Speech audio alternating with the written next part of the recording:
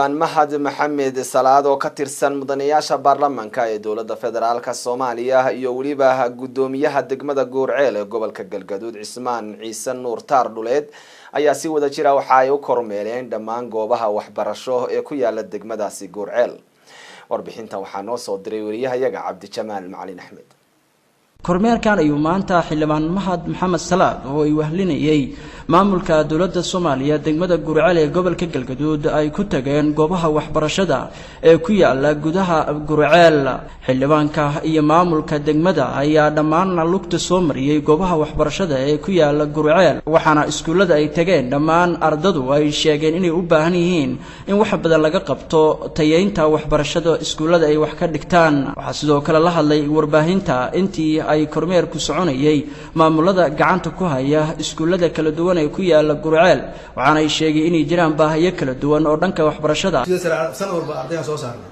markaan soo saarno waxa waaye waxay iska aadaan gobollo kale taasoo dhibaato laga kulmo heyntoodii iyo canugii inay erig oo noqdo cid kale oo noolaado jaamacad oo u baahannahay hakad waa badan tahay baash wallahi wali min xooyinkaas anaga noo soo gaaray waa ku qadsanahay runtii dhankaas dhanka maxooyinka waxa deeqaha waxbarashada meediyan ka maqalnaa. inta kadib ayaa iyana warbaahinta waxaa la hadlay ardada oo sheegay inay aad ugu baahnaan lahaayeen inay helaan waxbarashada heerka ay marayaan heerarka ka sarreeya oo lacag la'aan ah oo loogu hirgeliyo halka ay marayaan kuwa lacag la'aan ah, iyadoo ay jiraan ardo badan oo waxbarashada iska bixi weysay kuna nool degmada iyo gobolka oo dhan. markuu secondary-ga joogo waxaa loo baahan yahay maadooyinka scientific oo kale in lagu fahamsiiyo waxyaabihii lagu talagalay sida laababkii shaybaaradii wixii oo practical inuu helo. marka waxaan rabnaa dawladda aan ka codsanaynaa inkastoo isleenahay ability-ga dawladda intaas ma dhamma in ay isku daydo inay ardooyinka Soomaaliya wax ka barta ayaga ah saaka u bixiso koray inay wax u qabato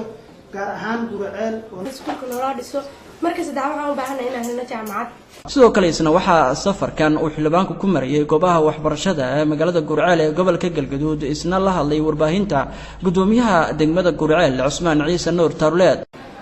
inaan baaqo dirno laba qolo muddo dawladda Soomaaliya waan leenahay in kama rabno wax aan hayn laakiin waxaan rabnaa wax aad haysaan nagu cadaalad sameeya gobolada Soomaaliya waxa laga helaa xuquuqan u leenahay xaqan u leenahay nabadgelyada gobolka ka jirta. ugu dambeyntii markii uu soo goongoobay kormeerka xildhibaanka oo ku tagayay goobaha waxbarashada isagii maamulka degmada ayaa waxa baahiyahooda una ku dadaalayo sidii dawladdu ay ugu hirgelin lahayd waxyaabaha ay codsanayaan. dhowr iskuul ayaan tagnay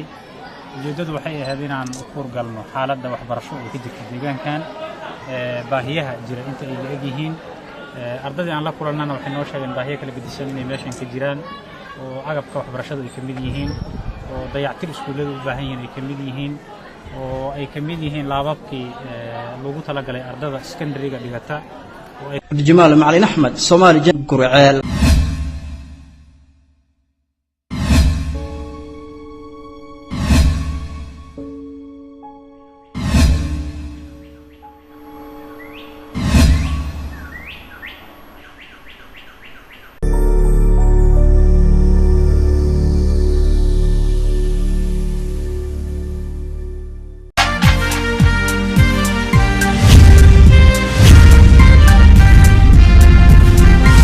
xildhibaan Mahad Maxamed Salaad oo ka tirsan mudanayaasha baarlamaanka ee dowladda federaalka Soomaaliya iyo waliba gudoomiyaha degmada Goorceel ee gobolka Galgaduud Cismaan Ciise Nuur Taardhuleed